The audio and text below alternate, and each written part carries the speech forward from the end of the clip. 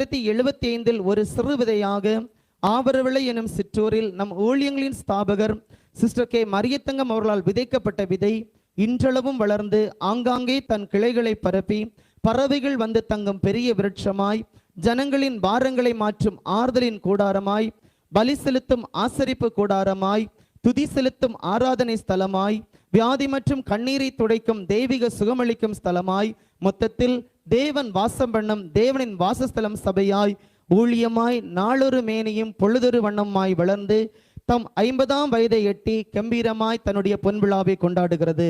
ஆக பொன்விழா காணும் எமது தேவனின் வாசஸ்தலம் ஊழியமானது கிச்சிலிமலமாம் கிறிஸ்துவின் நிழலில் படர்ந்து கர்த்தரின் வருகை மட்டும் கனிகளை கொடுத்து பரலோக ராஜ்யத்துக்கு ஆத்துமாக்களை கொண்டு சேர்க்க சரித்திர நாயகனாம் இயேசுவை வேண்டி இப்பொன்விழா அறிக்கையை சமர்ப்பிக்கின்றேன். இவன் செயலாளர்.